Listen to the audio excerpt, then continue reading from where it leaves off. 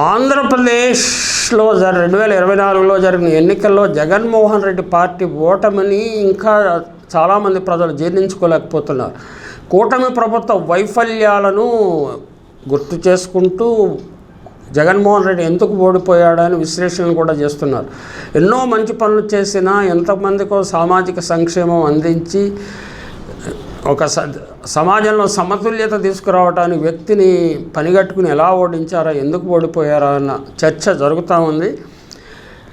ఆ చర్చలో భాగంగా మిత్రుడు సదాశివ ఒక వాట్సాప్ సందేశం పంపించారు. ఆ సందేశాన్ని మీ దృష్టికి తీసుకొస్తున్నాను. కర్ణుడి చావుకి కారణాలు అనేకం అన్నట్టు ఆంధ్రప్రదేశ్లో వైఎస్ఆర్సీపీ ఘోర పరాజయానికి రకరకాల కారణాలు వినిపిస్తున్నాయి.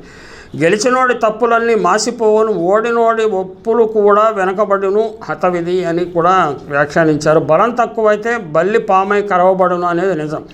చంద్రబాబు అయినా జగన్మోహన్ రెడ్డి అయినా ఎవరి విషయంలోనైనా ఇదే లోకరీతి, ఇదే పునరావృతం అవుతూనే ఉంది. ప్రస్తుతం ఇదే తంతు కొనసాగుతుంది. ఇదంతా తట్టుకుంటూ జగన్మోహన్ రెడ్డి మళ్ళీ యుద్ధానికి సిద్ధం అవ్వాలంటే తన పొరపాట్లను, ఓటమికి కారణాలు సమీక్షించుకోవాల్సిందే. చెప్పింది చేశాం, చెప్పనివి కూడా చేశామంటూ ధీమాతో ఎన్నికల రణక్షేత్రంలోకి వెళ్ళిన వైఎస్ఆర్సీపీకి బలమైన ఎదురుగాలి వీసింది. ఆ దరిమిల క్షేత్రస్థాయి పరిశీలనలో కూటమికి వైఎస్ఆర్సీపీకి మధ్య 20 లక్షల ఓటు బ్యాంకు తేడా ఉన్నది. ఆ తేడా ఓటమికి ముఖ్య కారణాలు రెండే అంటూ ఆయన విశ్లేషించారు. ఒకటి కులం, ఒకటి ఉద్యోగులు. అయితే భంగపాటుకు కారణాలుగా రాజధాని అంశం, మద్యం, ఇసుక అని విశ్లేషకులు 60 లక్షల ఈవీఎంలలో 40 లక్షలు మాత్రమే కనిపిస్తున్నాయని వైఎస్ఆర్సీపీ శ్రేణులు మాట్లాడుతున్నప్పటికీ కులం, ఉద్యోగుల అంశాలు మాత్రమే పెద్ద దెబ్బ కొట్టాయి అని ఆయన అభిప్రాయం. కులం అనేది ఎవరు ఛేదించలేని కవచం, కులం అనేది ఎవరు పడగొట్టలేని బలగం, కులం అనేది ఆపత్కాల నుండి రక్షించే గోవర్ధనగిరి, కులం అనే మాయాకృష్ణుడు బోధించే గీత. కులాలు ఏకమైతే శత్రు విధ్వంసం తప్పదని 2024 ఆంధ్రప్రదేశ్ ఎన్నికలు సూటిగా స్పష్టం చేశాయి. కమ్మ కులం చంద్రబాబు వెంట నడిస్తే, కాపు కులం పవన్ కళ్యాణ్కు జయగడితో రెడ్డి కులం జగన్మోహన్ రెడ్డిని ఇంటికి పంపించింది. ఇందుకు కారణాలు ఏమిటి అని కూడా ఆయన విశ్లేషించారు. తెలుగుదేశం పార్టీ నాయకుడు నారా చంద్రబాబు నాయుడు తాను కమ్మ కులస్తుడనే స్పృహను ఎక్కడా మర్చిపోలేదు. తన కమ్మ అస్తిత్వాన్ని ఎప్పుడూ ఎక్కడా పక్కకు పెట్టలేదు. తాను పుట్టింది రాయలసీమ ప్రాంతంలో అయినప్పటికీ కమ్మ ప్రాబల్యం ఉన్న ఆంధ్ర ప్రాంతం మీదే అధిక ప్రేమ చూపించిన మాట వాస్తవం. ఏ ఒక్కరిద్దరూ తప్పిస్తే, అదీను రాజకీయ విభేదాల కారణంగా తప్పిస్తే, మొత్తం కమ్మ జాతి చంద్రబాబు నాయుడు వెంటనే నడిచింది. కొండపైన అమ్మ, కొండ కింద కమ్మ అని ధైర్యంగా చెప్పుకుంది. అమరావతి కాదు కమరావతి అంటూ ఇప్పటికీ చెప్పుకుంటూనే ఉంది. క్రైస్తవ బోధకుడుగా ఉన్న కేఏ పాల్ ధైర్యంగా నేను పెదకాపును అని చెప్పుకుంటున్నాడు. నేను హిందువుని, కేవలం హిందువుడిగా యేసుని నమ్ముకున్నాను అని చెప్పుకుంటున్నాడు. భీమవరం గాజువాక ఓటమి తర్వాత పవన్ కళ్యాణ్ కాపు కులాన్ని తన వెంట నడవమని పిలుపునిచ్చాడు. కనీసం కాపు కులానికి అయినా ఓటేసి గెలిపించండి అని అనేక సభల్లో చెప్పాడు. చివరికి కాపు బలగం ఉన్న చోటే తన గెలుపు ఓటముని పరీక్షించుకొని కులం ఓట్లతో విజయం సాధించాడు. మనకి మొన్న తెలంగాణ శాసనసభ ఎన్నికల సమయంలో నేను రెడ్లకు ఓటేయండి, రెడ్లు ప్రజాపరిపాలన చేస్తారని రేవంత్ రెడ్డి బాహాటంగా చెప్పుకున్నారు. ఇందుకు ప్రత్యర్థి పార్టీలు కుల ప్రస్తావన తప్పుపడుతూ హడావిడి చేశాయి తప్ప కాంగ్రెస్ శ్రేణులు ఏ ఒక్క మాట మాట్లాడలేదు. కానీ జగన్మోహన్ రెడ్డి విషయంలో కుల అస్తిత్వం అనేది పూర్తిగా కనుమరుగైపోయింది. తన అమ్మమ్మ గారు ఇప్పటికీ సనాతన రెడ్లు, కానీ తన నాయనమ్మ తరఫు వారు క్రిస్టియన్ రెడ్లు. వీరి ముత్తాత వెంకటరెడ్డి హయాంలో క్రిస్టియానిటీ తీసుకున్నారు. ఈ క్రమంలో జగన్మోహన్ రెడ్డి హిందూ ప్రాబల్యం ఉన్న సమాజంలో ఒకంత ఇరకాటంలోనే పడ్డాడు. ఈ ఇరకాటం పడాల్సిన అవసరం నిజానికి లేదు అని ఈ విశ్లేషకుని అభిప్రాయం. తాను ఒక సాధారణ రెడ్డిగా బతికే అవకాశం అన్ని విధాలా ఉంది. అందుకు ఒకే ఒక అద్భుతమైన మార్గం సతీ సమేతంగా ఆలయానికి రావటం. కానీ సరైన సలహాలు, సూచనలు లేక ఇంటి ముందు ఆలయం సెట్టింగులు వేసి పెద్ద పొరపాటు చేశాడు. బీజేపీ శ్రేణులు పునాదులు బలపడిన తర్వాతే వైఎస్ రాజశేఖర రెడ్డి కుటుంబం మీద కిరస్థాని ముద్ర పడటం మొదలైంది. సనాతన హిందూ ధర్మాచారాలతో ఈ ముద్రను చెరిపేసుకునే అవకాశం జగన్మోహన్ రెడ్డికి ఉన్నప్పటికీ అవకాశాన్ని ఉపయోగించుకోవడంలో విఫలమయ్యాడు. ఇంకా జగన్మోహన్ రెడ్డి అనే పదాన్ని ఉచ్చరించడానికి ఇబ్బంది పడ్డాడు. ఎందుకు ఇబ్బంది పడ్డట్టు? నా ఎస్సీ, నా ఎస్టీ, నా బీసీ, నా మైనారిటీ అంటూ రెడ్డి అస్తిత్వాన్ని ఎందుకు దూరమైనట్టు అని ప్రశ్నిస్తున్నారు. బహుజనులు జనాభా ఎక్కువగా ఉంది కాబట్టి బహుజనులు మనిషిగా కనిపిస్తే విజయం తథ్యం అనుకున్నాడేమో ఆయన. బహుజనులు ఉచితాలు ప్రకటిస్తే తిరుగులేదు అనుకున్నాడు అనుకుంటా. ఇదే పొరపాటు. కాబట్టి క్షేత్రస్థాయిలో రెడ్డి యువత పూర్తిగా జగన్మోహన్ రెడ్డికి దూరమైపోయింది. రెడ్డి యువతలో 2 వర్గాలు ఉన్నాయి. హిందూ భావజాలం మెండుగా ఉన్న రెడ్ల కుటుంబాలు, రెడ్ల అస్తిత్వాన్ని తమ ఆత్మగౌరవంగా భావించే రెడ్ల కుటుంబాలు. ఈ పరిస్థితిని జగన్మోహన్ రెడ్డి అసలు అంచనా వేసుకోలేకపోయారు.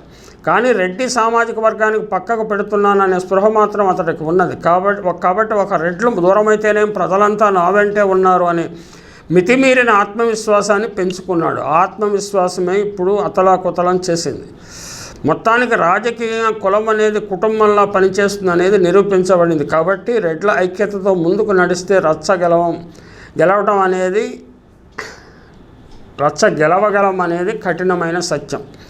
చంద్రబాబు నాయుడు, పవన్ కళ్యాణ్ వంటి నాయకులు కులానికి ఎంత దగ్గరగా ఉన్నారో విజయానికి కూడా అంతే చేరువయ్యారు. వాళ్లకు ఓటేసిన దళిత బహుజన మైనారిటీలు వాళ్లతో పాటుగా వాళ్ళ కులాన్ని కూడా గౌరవిస్తూ ఓటేశారు. భారతదేశ రాజ్యాంగం ప్రకారం ప్రతి ఒక్కరికి ఒక కులం ఉంటుంది.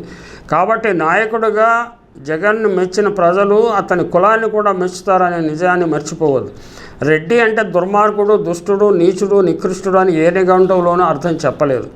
రెడ్డి అంటే పాలకుడు, పాలించేవాడు అని మాత్రమే అర్థం చెప్పింది. చరిత్రలో నియంతలుగా ఉన్న రెడ్లు కొందరు ఉండవచ్చు.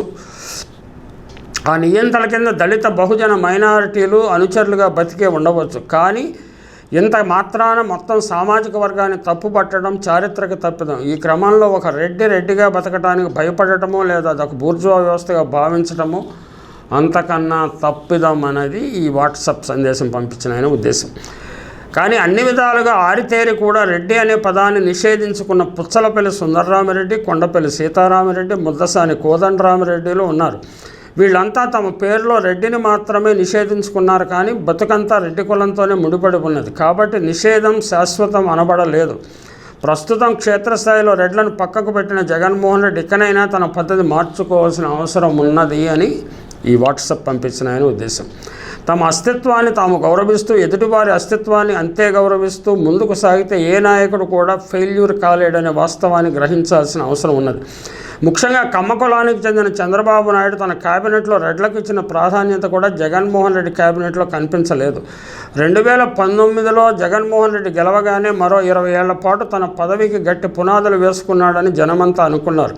కానీ గెలిచిన తరువాత మంత్రివర్గ కేటాయింపులు చూసి అందరూ పెదవి విరిచారు. సామాజిక సమీకరణ అంటూ సమర్థులైన పవర్ఫుల్ రాజకీయాలు నడిపే రెడ్లను పక్కన పెట్టి కేవలం పదవులు అనుభవించి వెళ్ళిపోయే పేలవ రాజకీయ నాయకులకు పెద్దపీట వేశాడు.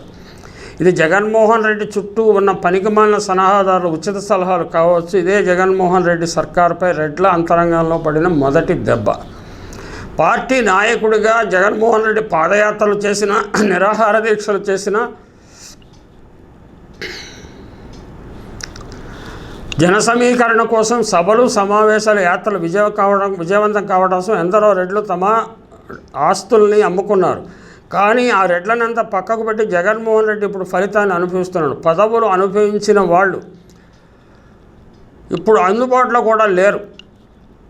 ఉన్నా కూడా శక్తివంతమైన రాజకీయాలు నడపలేరు, జనాన్ని నడిపించలేరు, ఖర్చులు పెట్టలేరు, నాయకత్వాలు వహించలేరు. పరాన్న జీవులుగా ఆధారపడే వాళ్ళను తనకు అండదండలు అనుకోవడం జగన్మోహన్ రెడ్డి ఘోర తప్పిదం. గ్రామాలను రాజకీయంగా శాసించిన రెడ్లు ఉన్నారు. రాజకీయ ప్రాబల్యం వహిస్తూ తమ ప్రభావంతో బహుజనులు నడిపిస్తున్న రెడ్లు నేటికి ఉన్నారు. కానీ ఇవేమీ జగన్మోహన్ రెడ్డి పట్టించుకోలేదు. కాబట్టి మితిమీలిన ఆత్మవిశ్వాసంతో దెబ్బతిన్నారు. పైన పచ్చని ఆకుని నమ్ముకొని కింద వేళ్లను తుంచేసుకోవడం అమాయకత్వమో అత్యుత్సాహమో ఆత్మవిమర్శ చేసుకోవాలి.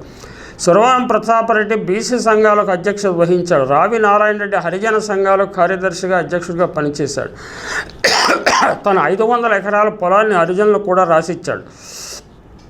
భూదాన్ రామచంద్రారెడ్డి 100 ఎకరాలు హరిజనుల కోసం దానం చేసి మరో 900 ఎకరాలని సేకరించి విరాళంగా ప్రకటించాడు. వీళ్ళంతా దాతృత్వాన్ని, నాయకత్వాన్ని కొనసాగిస్తూ రెడ్లుగానే బతికారు. తాము రెడ్లమని చెప్పుకోవడానికి ఈనాడు ఇబ్బంది పడలేదు. రెడ్డి అంటే నాయకుడు అని తమ ఉనికిని ఉదాహరణగా నిరూపించారు. కానీ జగన్మోహన్ రెడ్డి రెడ్డి పదాన్ని మాట్లాడటానికి భయపడుతూ, రెడ్డిగా చెప్పుకోవడానికి తడబడుతూ, ఆదరించడానికి అసహనం చూపిస్తూ తగిన మూల్యం చెల్లించుకున్నాడు అన్నది ఈ వాట్సాప్ పంపించిన ఆయన అభిప్రాయం. ఏది ఏమైనా రెడ్డిగా చెప్పుకుంటే రెడ్డిగా బతికితే బహుజనులు దూరమైపోతారు అనుకోవడం అతిపెద్ద గ్రహపాటు. అలాగే కులగజ్జి కులపిచ్చి వంటి అతి దుర్గంధం అవసరం లేదు. కులాభిమానం అంటే ఏ మనిషికైనా తప్పనిసరిగా అవసరమే. సామాజిక పరిస్థితుల్లో కుల కాట్లాటలు ఉండవచ్చు, కానీ రాజకీయ పరిస్థితుల్లో కుల ఐక్యతను మించిన బలం మరొకటి లేదు అని ఆయన ముగించారు. అంటే ఈ ఎపిసోడ్లో కేవలము కులాల గురించి ప్రస్తావించారు. అంటే ఇందులో ఆయన చెప్పిన అభిప్రాయాలు కొంత ఆసక్తికరంగా ఉన్నాయి కాబట్టి మీ ముందు ఉంచాను.